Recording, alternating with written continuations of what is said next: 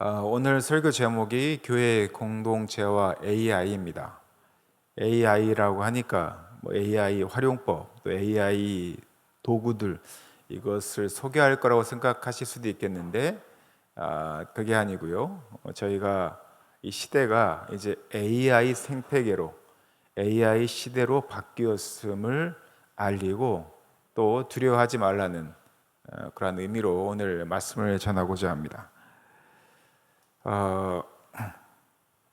우리는 시대의 새로운 시대의 변화의 한복판에 있죠. 인터넷 혁명 시대를 넘어서 AI 혁명이라고 하는 전혀 새로운 생태계에 우리는 적응하며 살아가야 합니다. 여러분들 잘 아는 유명한 용어들이 있지 않습니까? MZ세대. MZ세대라고 하면 지금은 MZ세대가 아니죠. 지금 아이들은 알파 세대 이렇게 이야기를 하는데요. 저도 정확한 명칭을 잘 모르겠습니다만 이 MZ세대라고 하는 새로운 용어들, 그리고 MZ세대들 또 알파 세대의 아이들이 살아가는 그 생태계, 우리가 이것을 AI 네이티브 세대라고 이야기를 합니다. AI를 사용하는 것을 자신의 삶 속에서 너무나 당연하게 쓰는 사람들입니다. 우리들은 키오스크 하나 쓰는 것도 당황할 때가 많죠. 키오스크뿐만 아니라 AI에서 나오는 알고리즘이라든지 도구들을 사용하는 것에 대해서 굉장히 불편해하고 힘들어하거나 이러한 것들이 나에게 두려움을 심어주기도 합니다. 그러한 새로운 세대에 적응하는 일이 쉽지가 않은데 지금 MZ세대나 청소년, 어린이들은 아예 그 생태계 안에서 살아가고 있다는 것이죠.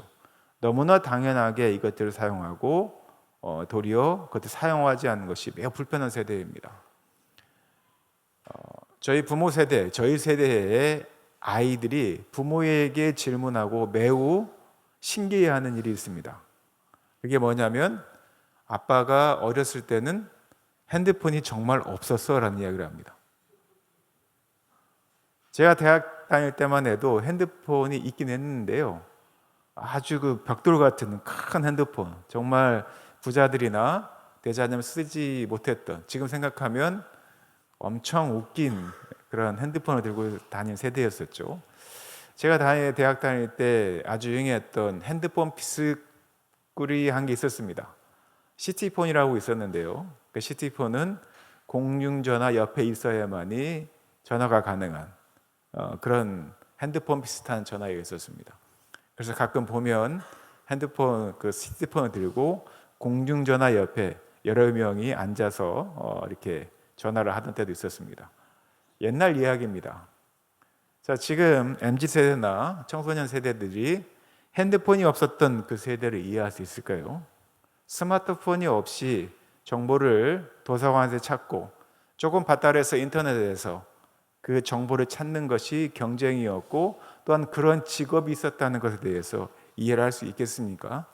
전혀 이해할 수 없는 새로운 생태계에서 지금 MZ세대와 알파세대 그리고 청소년들이 살아가고 있습니다. 우리는 그들을 AI 네이티브라고 이야기를 합니다.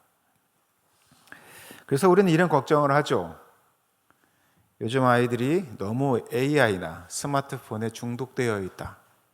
스마트폰이 없으면 너무 불안해하고 또한 스마트폰으로 모든 것을 결제하고 또한 모든 것들을 살아가는 그런 세대를 살아가고 있다. 그래서 또한 이런 염려도 합니다. 디지털에 너무 빠져있다 보니까 현실을 너무 모른다. 즉 가상세계에 너무 빠져있다는 것이죠. 가상세계에 빠져있다 보니 운동도 하지 않고 책도 읽지 않는 세대다, 이런 이야기를 합니다. 그렇다면 우리가 결론적으로 이런 결론을 내리죠. 그러면 이 AI 네이티브 세대가 앞으로 제대로 살아갈 수 있을까? 이런 염려와 걱정을 합니다. 어른들의 눈에 보았을 때 이 세대가 가상세계로 도망을 가거나 자기 판단을 포기하거나 또는 자기의 몸을 지키거나 공동체를 잃을 것처럼 보입니다. 너무 개인화되고 가상세계에 빠져있는 그들을 보며 이러한 개탄을 금하지 못하는 어른 세대가 있는 것이죠. 그래서 우리는 오늘 본문이 이제 다음 세대가 어떻게 되어야 할지, 또한 다음 세대에서 우리 그리스도인들이 어떻게 보아야 할지 좀 더 짚어보고자 합니다. 저는 하나님께서 어느 세대에든지, 창조 위에 어느 세대에서든지 결코 다음 세대를 버리지 않으셨다고 봅니다. 한국 교회가 종종 다음 세대 위기에 대해서 이야기를 하죠. 물론 모든 세대에서 다음 세대는 항상 위기였습니다. 출산율도 떨어지고요. 지금은 청소년 부서는 사라지고 젊은이들은 교회를 떠납니다. 심각하죠. 교회의 책임도 있지만 세대가 바뀐 것도 분명히 있습니다. 그런데 성경은 이렇게 기록을 합니다. 한번 같이 읽어볼까요? 사사기 2장 10절 말씀입니다. 한번 여러분들 목소리로 한번 같이 읽어보겠습니다. 읽겠습니다. 시작. 그 세대의 사람도 다 그 조상들에게로 돌아갔고 그 후에 일어난 다른 세대는 여호와를 알지 못하며 여호와께서 이스라엘을 위하여 행하신 일도 알지 못하였더라. 여기서 여러분들이 주목해서 볼 대목이 그 후에 일어난 세대는 여호와를 알지 못하였다라고 성경의 저자는 기록하고 있다는 거예요. 이 말씀은 그 시대에 살아갔던 사람들 눈으로 보자면 그 시대에도 무슨 위기가 있었다? 다음 세대에 대한 위기가 있었다는 거예요. 자신들이 믿고 따르고 경험하였던 하나님에 대한 그 역사, 행하신 일을 그 이후 세대가, 다른 세대가 알지 못했다고 지금 이 성경의 기록자는 판단하고 있다는 겁니다. 다시 말하면 다음 세대의 위기가 그때도 있었다는 거예요. 그러나 하나님은 이 성경의 전체적인 역사를 보면 다음 세대를 버리신 적이 없습니다. 새로운 시대에 새로운 리더를 항상 세우셨고요. 또 새로운 사명을 부여하셨다는 겁니다. 이것이 성경의 역사입니다. 지금까지 기독교의 역사이기도 합니다. 하나님은 우리의 두려움이 아니라 다음 세대가 사라질까 봐 갖는 두려움이 아니라 하나님의 계획으로 다음 세대를 이끌어 가셨다는 거예요. 우리가 지금 AI 생태계를 살아가는 이 세대를 보면서 개탄이라는 것을 합니다. 다음 세대가 정말 하나님을 잘 믿을까? 하나님께서 이 세대를 정말 부흥시켜 주실까? 그들에게 하나님을 믿는 믿음을 허락하실까? 그리고 우리 각자의 분석에 의해서 힘들지 않을까? 어렵지 않을까라고 하는 분석을 합니다. 물론 저도 많은 부분에 있어서 그러한 분석을 합니다. 교회가 그리스도인들이 어떻게 해야 할지 심각하게 고민을 하죠.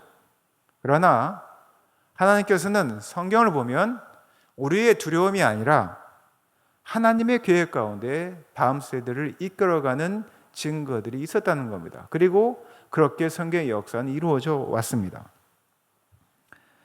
우리가 걱정하는 디지털 세대, 우리가 다음 세대라고 하는 AI 이 생태계, 이 생태계가 다음 세대를 하나님과의 관계를 약화시키는, 하나님을 알지 못하게 하는 약점일까요? 다른 시선으로 보면 그렇지 않습니다. 디지털 세대, 이 AI 생태계는 우리가 보지 못하는 강점들이 있습니다. 우리가 보지 못하는 이 강점을 지닌 다음 세대가 저는 하나님의 작품이라고 생각합니다. 그렇게 보면 우리는 부정적인 시각보다는 더 긍정적으로 그들을 바라볼 수 있고 그들과 소통할 수 있습니다. 사실 우리가 걱정했던 것들과는 달리 저는 AI 세대의 또한 디지털 생태계를 살아가는 이 세대가 결코 자신들의 삶에서 도피하지 않는다라고 생각합니다. 제가 누누이 말씀드린 것처럼 제가 여러분들 잘 아시는 것처럼 X세대를 살았던 사람입니다. 80년대 민주화 시대를 거쳐서 90년대로 X세대 넘어갈 때 이 우리나라에 큰 사회적 변혁들이 생겼죠. 많은 것들이 자유화되고 민주화되면서 이 문화들이 많이 바뀌었습니다. 그때 이 사회 문화적으로 청년 세대, 젊은 세대의 가장 두드러진 특징 중에 하나가 뭐였냐면 힙합이 되게 유행하기 시작을 했고요. 힙합에 걸맞는 그런 옷들이 유행하기 시작했습니다. 정갈한 옷들이 아니라 뭐 바지며 위에며 뭐 이런 옷들이 기성세대들이 보기에는 너무 히피 같은 너무 자유스러운 복장들을 받기 시작을 하는 겁니다. 그리고 그때 가장 두드러져 드러났던 것 중에 하나가 저항의 상징으로 머리를 염색하는 거였죠. 그러한 모습들을 보면 어른들이 지나가는 머리 염색한 청년들, 힙합하게 입고 다니는 청년들 보면서 혀를 끄끄 찼습니다. 그러면서 항상 걱정했던 것이 첫 세대가 다음 세대를 짊어져 갈 수 있을까라는 염려를 했죠. 그러나 말씀드린 것처럼 저도 어엿하게 50대가 되고 또한 우리 세대의 사람들이 이 시대를 이끌어가고 또한 선점해가고 선도해가는 것들을 보게 됩니다. 저는 디지털 세대도 마찬가지로 생각합니다. 우리가 걱정했던 것과 달리 그들은 그들의 세대를 살아가고 있습니다. 제가 몇 주 전에 여러분들에게 설명했던 것 같은데요. 요즘 젊은 특히 청소년들 또 청년 세대에 유행하는 것들 중에 하나가 SNS에 올리기 위해서 책 한 권을 분기별로 한 권 또는 한 달에 한 권씩 읽고 완독하고 올리는 그러한 유행이 돈 적이 있습니다. 지금도 저는 그렇게 하는 친구들이 있다고 봅니다.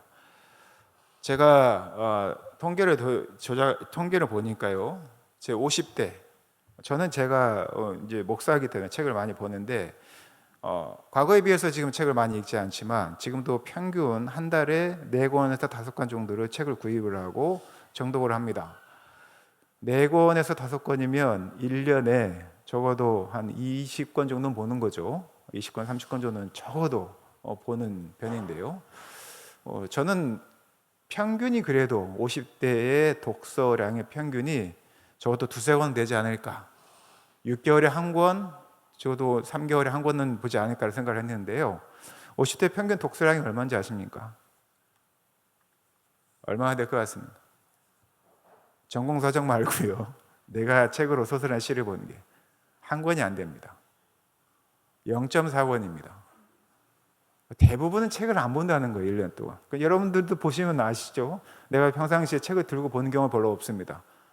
책을 직업을 위해서 읽는 책 말고 내가 인문학적 소양을 갖추기 위해서 나와는 다른, 내 전문 서적과는 다른 것들을 몇 권이나 보는가 보면 1년에 한 권이 안 된다는 거예요. 평균 독서량이.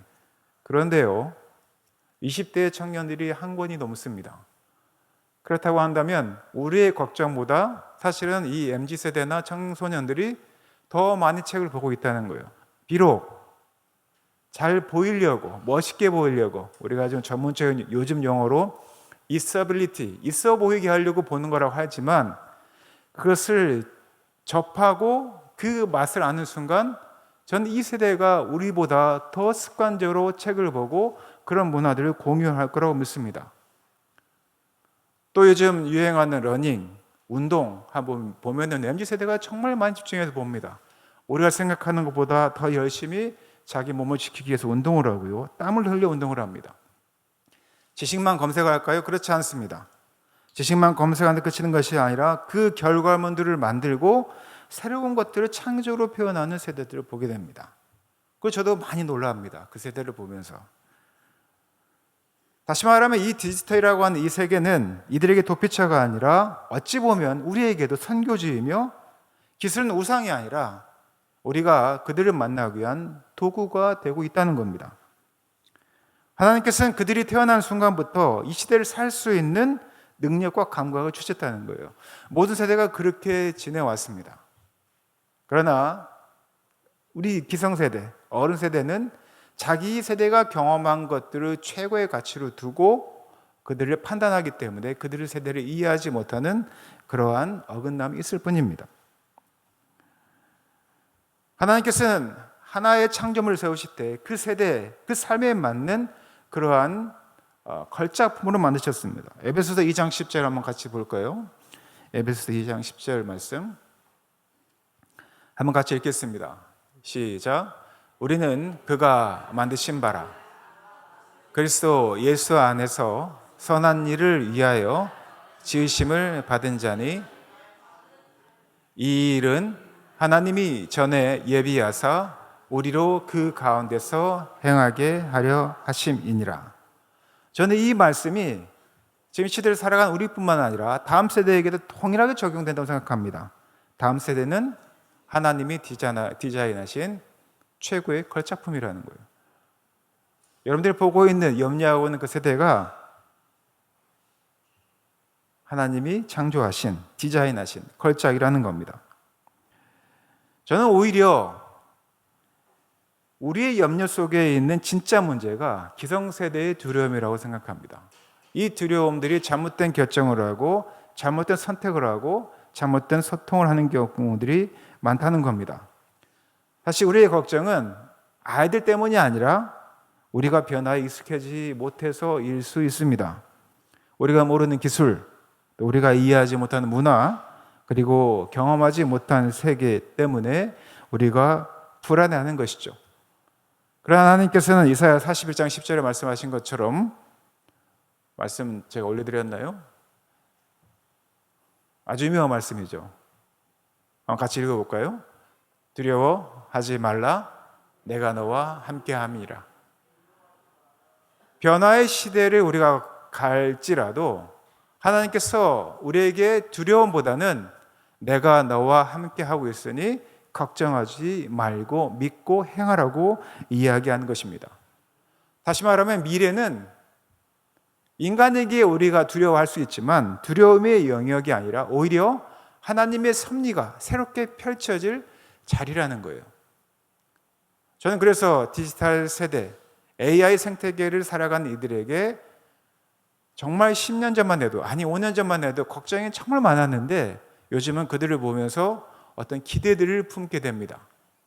우리가 그들과 소통할 수 있는 자리가 분명히 있을 거라고 생각하고, 또한 그 청년들이 이 진리의 자리에 분명히 나올 거라고 믿기 때문입니다.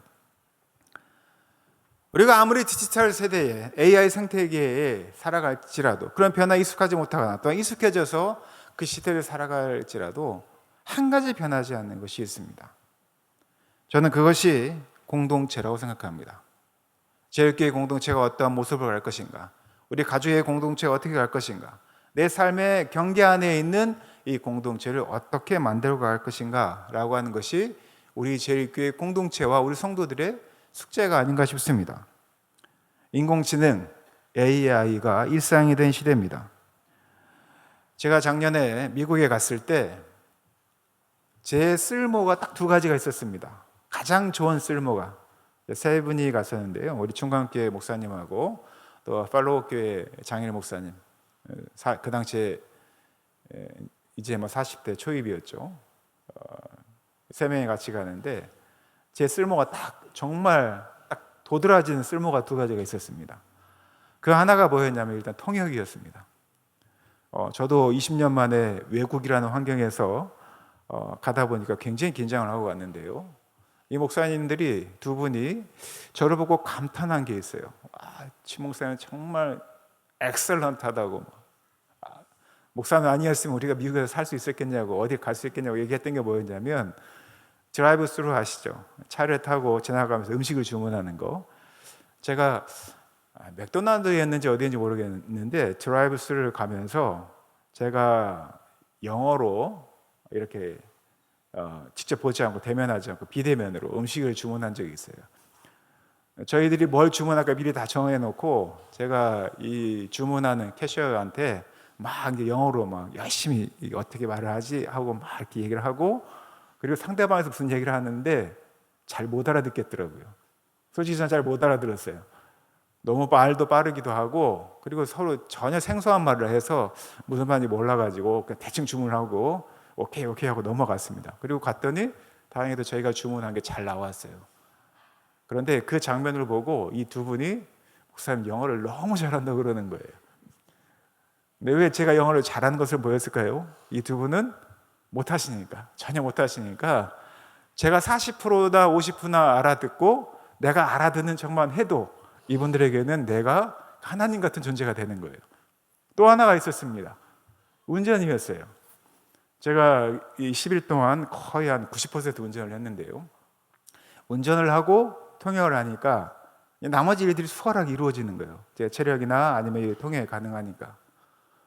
그런데 며칠 전에 제가 그 목사님과 대화를 하는데 젊은 목사님이신 장애 목사님께서 저한테 그런 이야기를 합니다.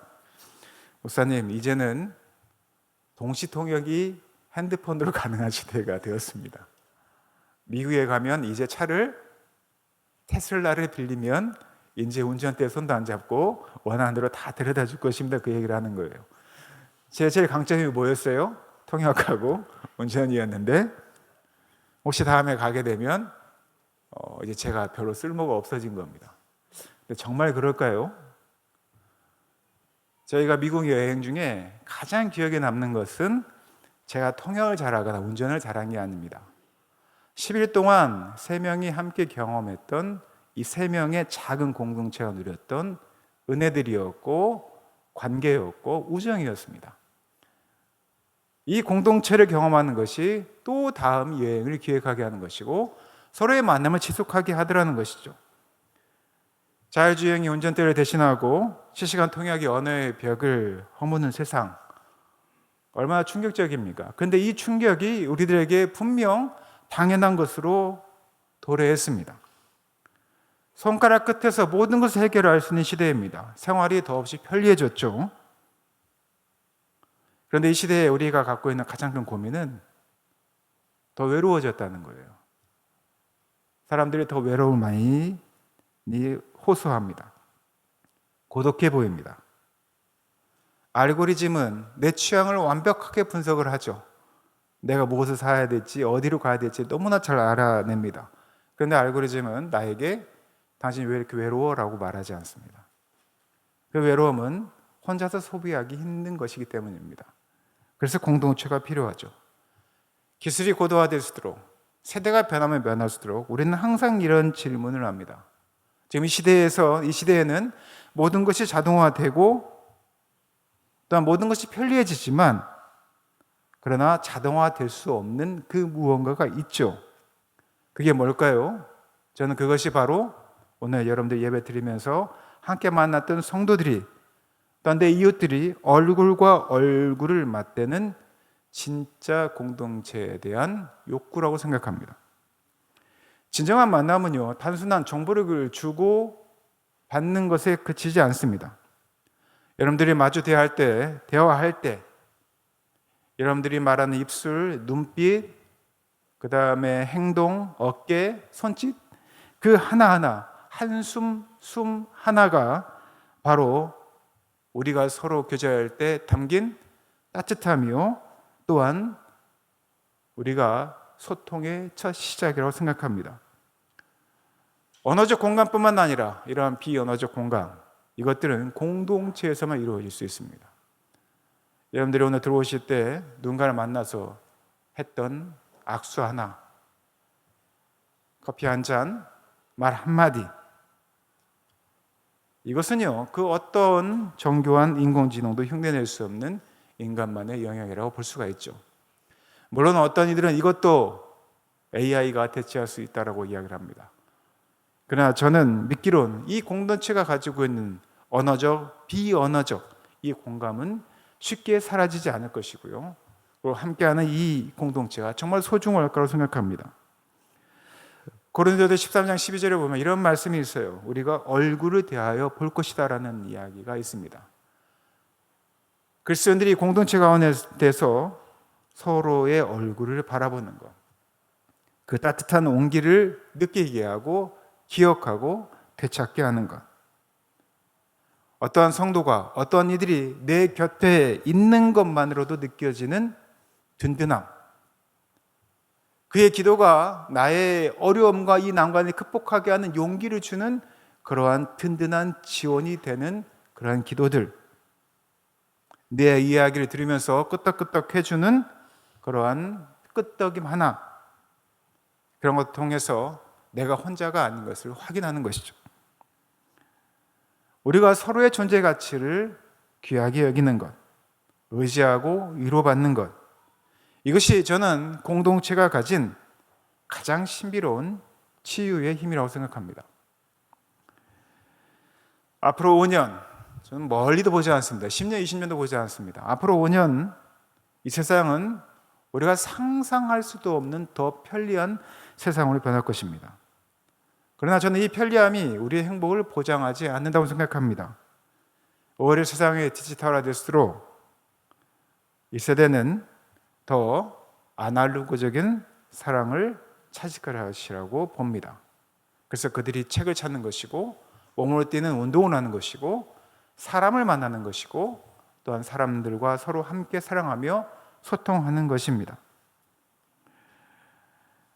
왜 그래야 하는가? 여러분들이 지금 만나고 있는 이 제일교회 공동체, 우리 성도들의 모습에서 우리는 하나님의 형상을 발견하기 때문입니다. 기술의 편리함을 누리되 그 속에 매몰되지 않을 것입니다. 저는 우리들뿐만 아니라 이 AI 세대를 살아가고 있는 이 세대도 분명히 그럴 거라고 생각합니다. 그 기술이 우리의 시간을 많이 아껴준 만큼 더 깊이 서로를 사랑할 거라고 믿습니다. 기계의 음성이 너무 놀랍지만 그러나 사람의 숨결을 또한 그 목소리의 따뜻함을 느끼고 또한 논리적인 대답보다는 따스한 손을 먼저 내미는 그런 공동체를 우리가 경험하게 될 줄 믿습니다. 그런 공동체가 진짜 공동체이겠죠. 제일교회 공동체는 그걸 하면 됩니다. 아무리 세대가 변하고 바뀌고 발달할지라도 따뜻한 공동체, 온기가 있는 공동체, 위로받을 수 있는 공동체가 있다면 그들은 그곳을 찾습니다. 그러한 진심에 그들은 감탄할 것이고 그곳에서 하나님을 바라보게 될 것이라는 것이죠. 그리고 저는 인공지능 시대를 살아가고 있는 AI 세대를 살아가고 있는 우리가 세상에 보여줄 수 있는 가장 강력한 복음의 증거가 바로 그러한 공동체라고 생각합니다. 말씀을 맺겠습니다. 여러분들 다음 세대를 염려하지 마십시오.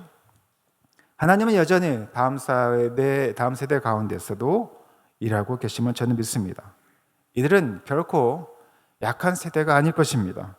이미 하나님께 붙들린 그런 세대가 될 것입니다. 성경은 그것을 증거하고 있습니다.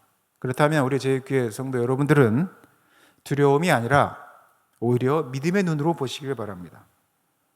청년들을 축복하시고 자녀들을 축복하십시오. 그들에게 믿음을 전하고 그들에게 함께 새로운 시대의 교회를 개척하십시오. 이 새로운 시대를 개척한다는 것은 살아있는 따뜻한 교회, 공동체를 만들어 가자는 것입니다. 왜 이 세대가 교회를 떠났는지 잘 기억하십시오.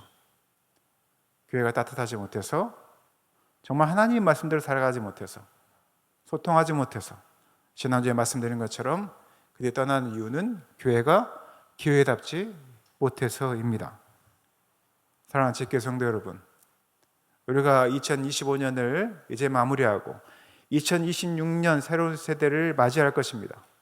이 새로운 해 우리가 해야 될 가장 큰 숙제는 우리 교회가 어떠한 공동체가 되는가 하는 것입니다.